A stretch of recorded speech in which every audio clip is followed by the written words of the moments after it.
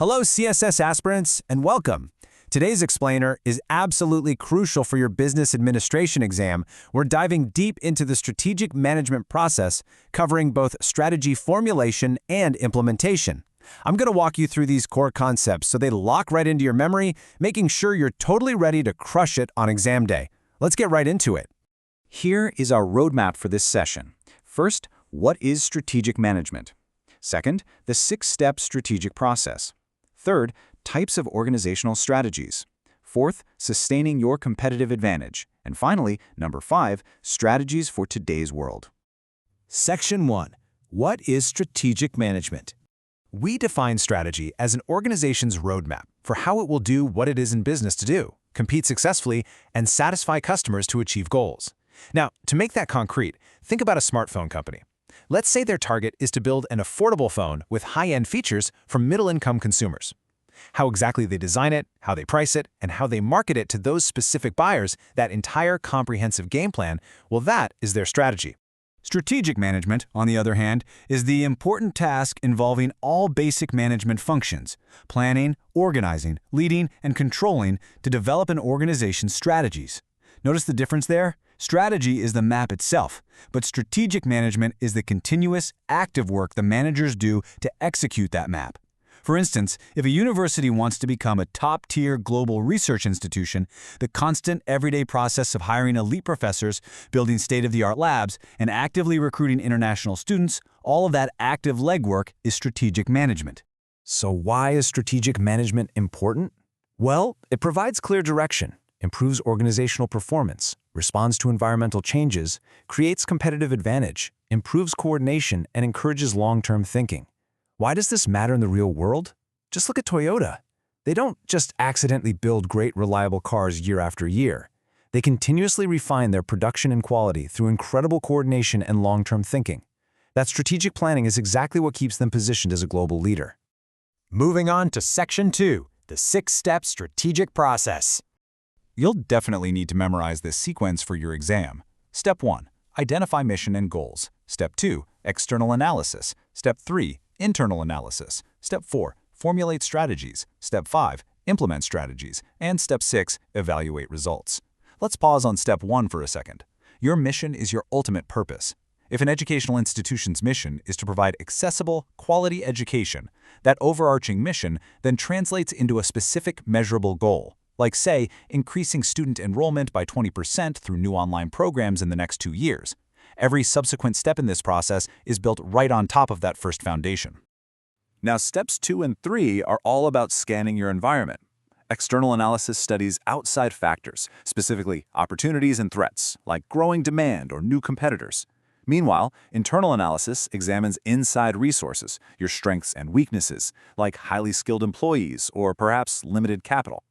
To put that into perspective, for an electric vehicle manufacturer, rising environmental awareness in the market is an external opportunity, but skyrocketing battery prices is a massive external threat.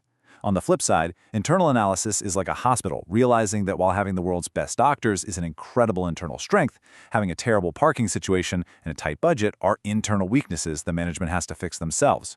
Netflix originally rented DVDs by mail, but through flawless external and internal analysis, they formulated and implemented a digital streaming strategy.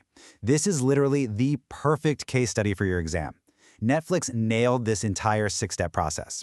They did their external analysis and spotted high-speed internet spreading like wildfire. Then, through internal analysis, they realized they had the technological chops to leverage it. So in Step 4, they formulated a digital streaming strategy. In Step 5, they actually built and launched it. And in Step 6, they used constant customer feedback to evaluate and refine their platform into the giant it is today. Let's look at Section 3, types of organizational strategies. You can break this down into 3 levels of strategy. Corporate strategy is the overall direction of the entire organization. Competitive strategy is how a business competes within a specific industry, and functional strategy focuses on specific organizational departments. Think of the massive Tata Group. They make cars, they're in IT, they're everywhere. Their top-level decision on which global industries to invest in, that's corporate strategy. Now look at Samsung using constant technological innovation to beat rivals in the smartphone market. That's their competitive strategy. And finally, when a company's HR or marketing department plans out a specific hiring drive or a social media campaign, that right there is a functional strategy. Now, zooming in on corporate growth strategies, we have concentration, vertical integration, which can be backward or forward, horizontal integration, and diversification, which can be related or unrelated. Let's anchor these to reality. McDonald's focusing almost exclusively on fast food is concentration. A furniture manufacturer buying out the timber company that supplies their wood is vertical integration. Facebook acquiring Instagram to dominate the social media market, classic horizontal integration. And Disney expanding beyond just making cartoon movies to running massive theme parks and cruise lines is a great example of diversification. Under Steve Jobs, Apple used a turnaround strategy to simplify product lines and introduce the iMac, saving the company from financial difficulties. So, when a company is struggling, they use renewal strategies. One type is retrenchment, which is essentially just rapid cost-cutting. But a turnaround strategy is a much bigger deal. It's exactly what Jobs did when he came back to Apple. He didn't just cut costs, he completely restructured the company, slashed failing product lines, introduced the iMac, and totally saved the brand from the brink of bankruptcy.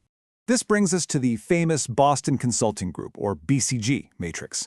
It plots high and low market share against high and low market growth, categorizing business units into stars, question marks, cash cows, and dogs. To visualize this, think of Microsoft Windows. It's the ultimate cash cow.